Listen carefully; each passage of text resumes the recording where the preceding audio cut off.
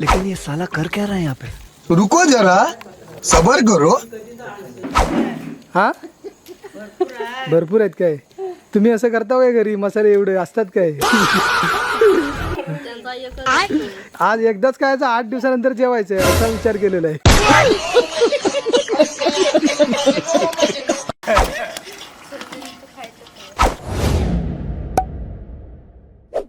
नमस्कार मित्रांनो, मी सुभाष वनगे.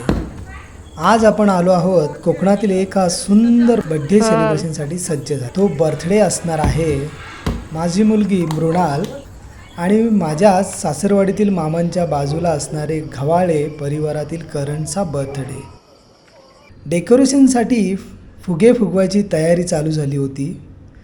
प्रज्योत, शंकर, मी, सान्वी आम्ही सर्व मिळून फुगे फुगवून डेकोरेशनसाठी सज्ज झालो आहोत.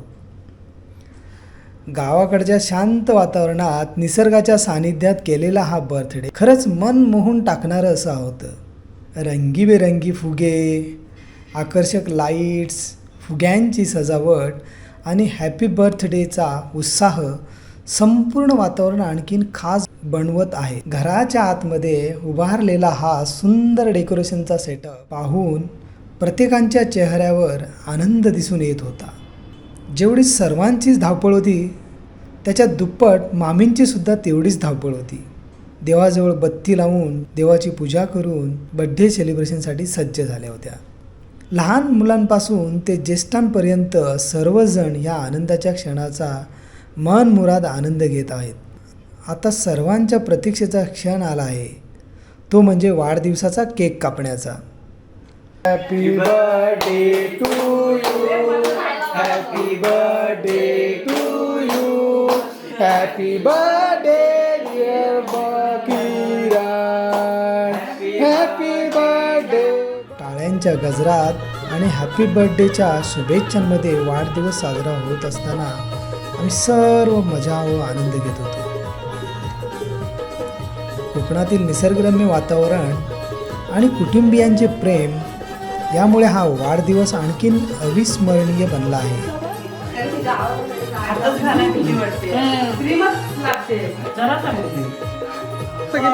मस्त, व्हेरी गुड. आम्ही सर्वांनी केक भरून झाल्यानंतर रेडी झालो. ते म्हणजे बघा पुढे प्रज्योत काकांच्या हाताने बनवलेली चुलीवरच्या पार्टीची अनोखी मज्जा.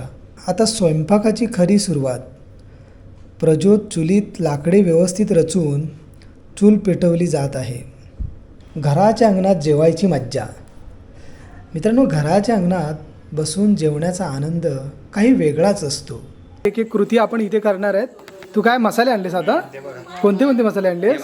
हे बघा, हे प्रज्योतने मसाले आणले. चिकन मसाला, हां, फ्राय मसाला, ओके, मटन मसाला आहे, हो चिकन मसाला कोल्हापुरी स्पेशल, बरोबर, आले लसूण पेस्ट, आले लसूण पेस्ट, हा चिकन मसाला. बरेच मसाले आपण यूज करतोय ना आजच्या चिकन पार्टीमध्ये. मग टेस्ट पण तेवढीच येणार की नाही? है ना? जबरदस्त ना. आणि मित्रांनो, खरंच प्रज्योतचे जेवण बनवतं ना, ह्याला चिकन आज ह्याला मुद्दामून दिलेलं आहे बनवायला, कारण ह्याची हातची टेस्ट आहे ना जबरदस्त. आणि सुरुवातीला काका पण असेल.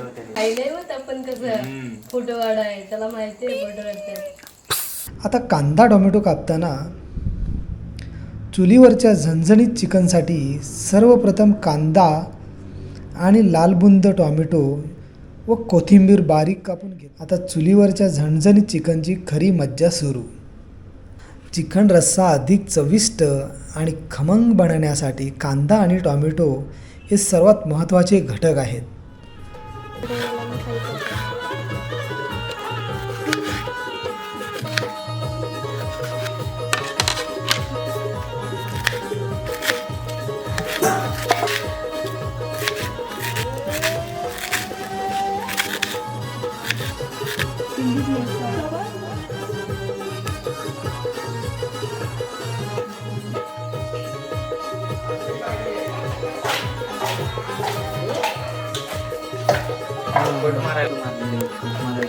तरी हा बारीक बोलला.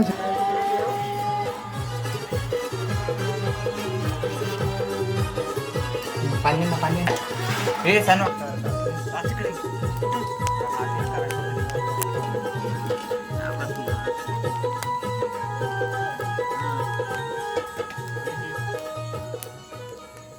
प्रज्योत आता हे बारीक चिरलेले कांदे आणि टॉमॅटो चुलीवरील टोपात परतले जाणार आहे.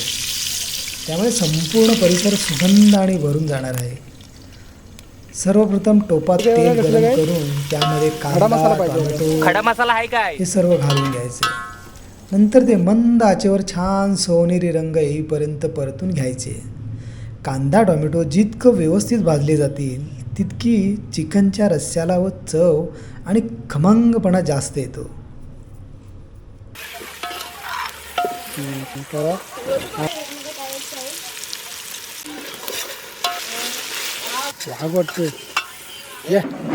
हा भरपूर आहेत काय? तुम्ही असं करता काय घरी? मसाले एवढे असतात काय? आज एकदाच खायचं, 8 दिवसानंतर जेवायचंय असा विचार केलेला आहे. फ्लॅश फ्लॅश कुठला वाटप हा? त्याचा वाटप मसाला होय ना. हो थोडासा हवा.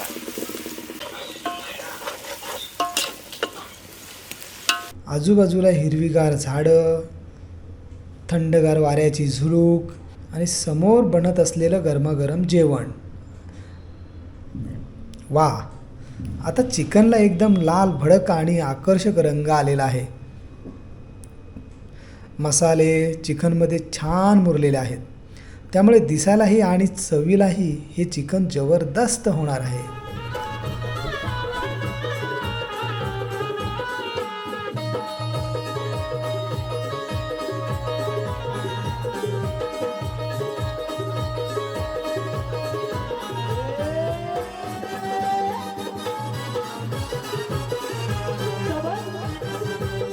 काका भात झाला?